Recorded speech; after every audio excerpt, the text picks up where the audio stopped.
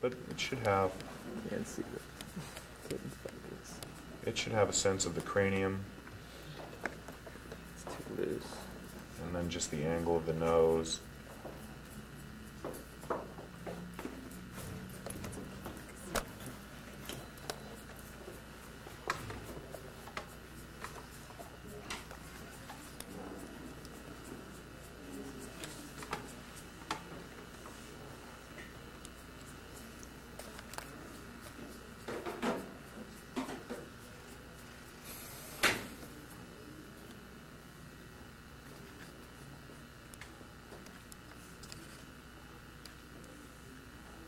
This is really all you need just for a head indication, not much. But you need enough to base your figure's proportions on it. So at least get the scale of the head.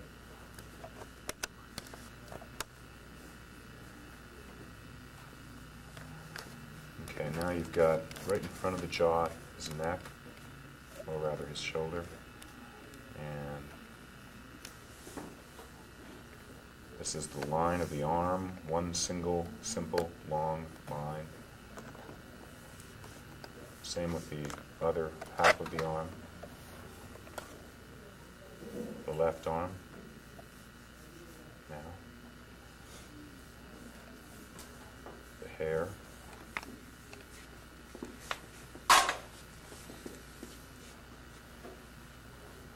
And at this point where the shoulder overlaps the pectoral muscle, we can sense, since it's a leaning pose, first of all, the leg doesn't line up, the foot doesn't necessarily line up under the center of the figure's gravity, and the long line of the whole pose is something like this.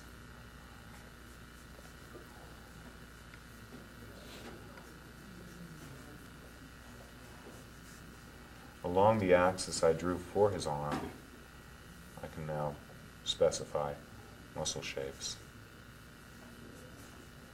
And if I make an indication here at the wrist of its width, then simply I can draw from one joint to the next.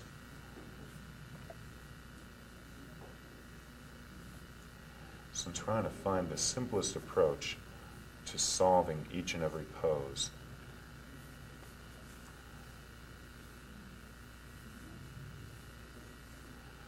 Okay, here we have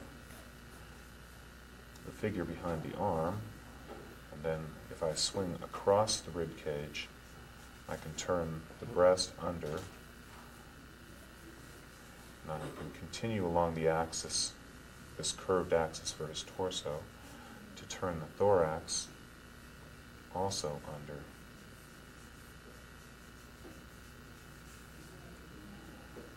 And then we can turn here, the gluteus muscle under, above the leg.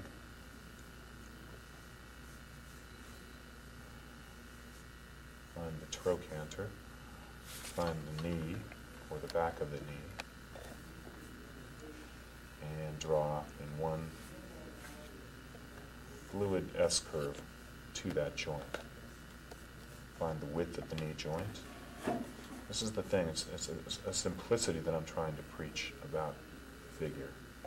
That if you just know where you're starting, in this case here at the hip, and then draw to the next joint, it's a good approach both for working from life or for making figures up from your imagination also.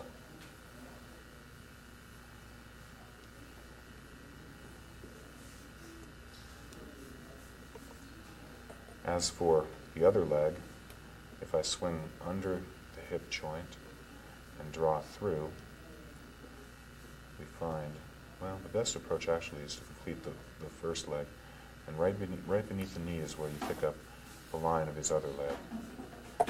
Then find the Achilles tendon, and here's the part I talked about earlier, just drawing the figure as though you were cutting it out with a scissors from construction paper. First, before we construct that leg, we need to draw its geometry, its two-dimensional shape. And that's all I do for the moment. Then we can turn the Achilles tendon over the silhouette. And in front of it we can find the ankle, and then beneath it we can find the shape of the foot.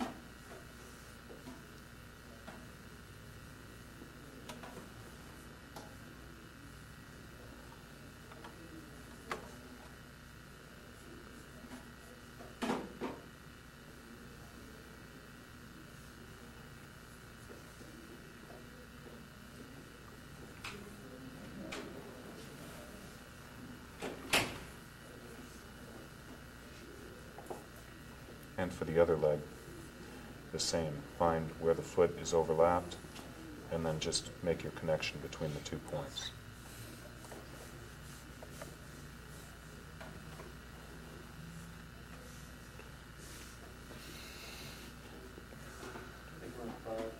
Okay, we can change. So, just trying to find the simplest solution to each pose.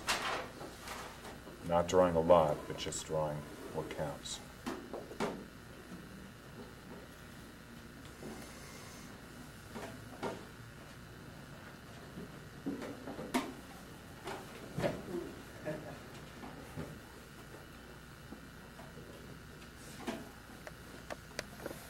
You know, on this one, it'd be a good pose if maybe you put one arm out to your side, maybe. Yeah, whatever, or against the wall like this, maybe. Yeah. Mm-hmm. That's nice. That's good. That's a good pose. Okay. It's actually almost similar to the last pose, but it's good. We'll stay with it. Here, we have the head angled down, of course, so we get the brow overlapping the facial mass.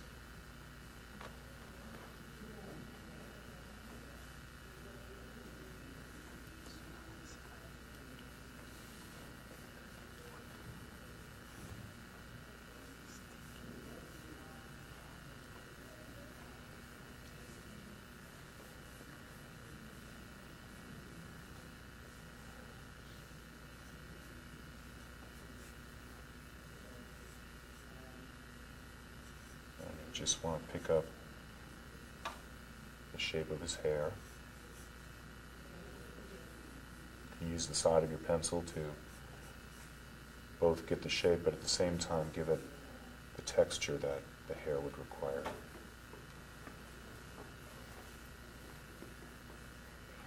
And then you want to pick up the angle to the hand, which is one simple line, and beneath his cheek, we pick up the line of the shoulder, the angle to the elbow, the line of his neck, a cast shadow that curves over the trapezius muscle. If you're going to draw the shadow at all, use it to describe the form that it flows over. The front plane of the shoulder joint,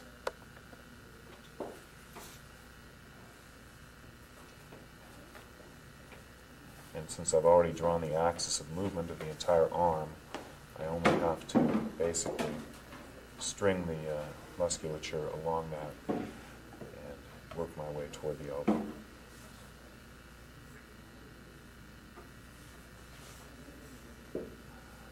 Okay, now the torso is arced like this because the lumbar vertebrae are curved back under the rib cage to get beneath the center of gravity.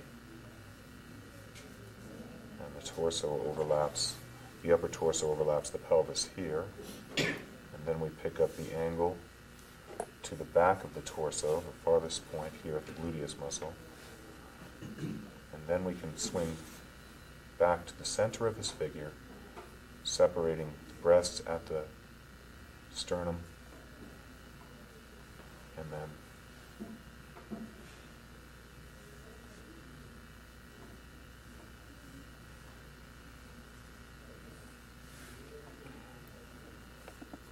continue down to the turning under of the thoracic arch,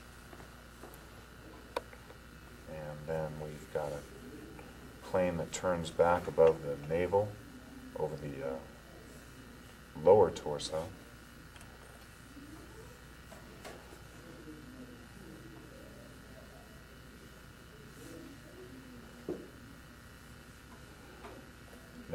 this leg overlaps the crotch, and his right leg, his right leg is overlapped by the crotch. We're always drawing the form that overlaps, not the one that's being overlapped. That's the way you must think of it. Okay, we want to find, since we've got here the bottom of the gluteus maximus muscle, we should find next the joint beneath it, which is the back of the knee, and we can draw to it with one stroke. We've got the trochanter there, if you even want to draw it. It's not important except as a landmark in this pose. And then you have here the distance between the two legs at the knee joint. That's a negative shape. And then you've got the angle of this leg to the ankle. And just draw simply like this, so that you've got a slipper shape, for instance, to describe the foot. Nothing more than that. As for the rest of his arm,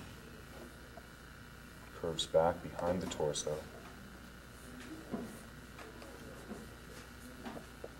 And then this one. We have line 1, which is our gesture line.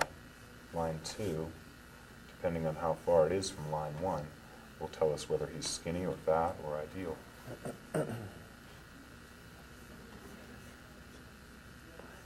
So we call it the character line. Line 1 is the gesture and the direction. Line 2 is the character line.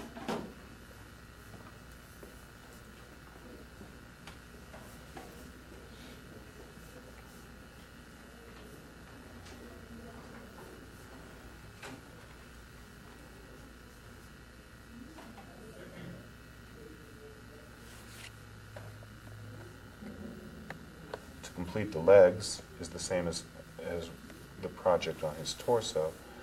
It's the same thinking.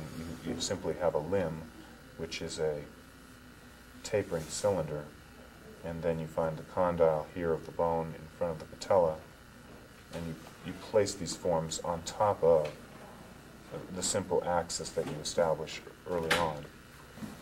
So you're not just drawing aimlessly, you have, so to speak, an armature underneath this sculpture that you're creating. And that's, okay, we just need about 20 seconds. And on that armature, you can string all kinds of individual parts. That's not the issue, really.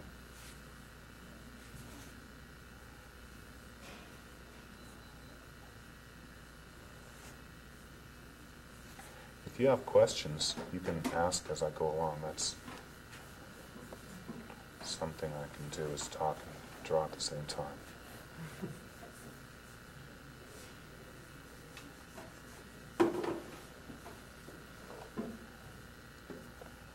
Okay, let's try a different pose. Maybe something of a back view. Draw. So you almost turn around and leaning back pose or something. You might want to pull the hairband in front of your figure, though, so it doesn't get in the way. Yeah.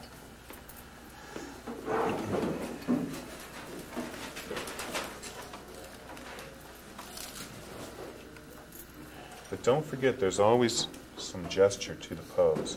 You guys have quite an extreme angle on these drawings. You should bring it over behind me.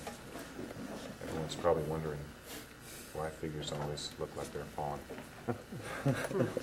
They're just really long, Mark. You're drawing your figures too long. Yeah, could be. Okay, here. Yeah, that's a good pose. Let's just go. What you just had was perfect. That's good. Right there. Okay, all the poses have an essential gesture to them, which shouldn't be overlooked. You know, you might look at this as a very passive pose, but it's pretty dynamic if you consider the spine, and how at the 5 lumbar vertebrae between the rib cage and the pelvis, you know, the figure's either going to be flexed forward or extended back. And you can see here that there's a lot of bend at the waist. And so that's the essential part of the pose that you cannot lose. And never for the sake of details should you lose the gesture. I think when they talk about weight, people are often referring to this, the sense of how not just the legs and the curved shaft bones of the leg get up underneath the center of gravity of this figure, but also in the figure itself, in the torso, you need to look at every pose and say, is it convex or concave? Judging from the front of the figure, this is a convex pose, because the relationship between the rib cage and the pelvis is like this, with the lower back supporting the rib cage here. So this is what I would call a convex pose. If he were slumped forward into his chair, for instance, then maybe, this being the front of the figure, maybe he would be concave. Now that doesn't mean that the rib cage itself or the pelvis, either one of them are concave. They're both convex forms, but they have a concave relationship, you see. In this case, as in most standing poses, there's a convex relationship. The term concave and convex refers to the front of the figure. Okay, so now we'll go ahead and noting all of that, we'll try to keep it in mind as we hopefully retain the gesture in the sketch.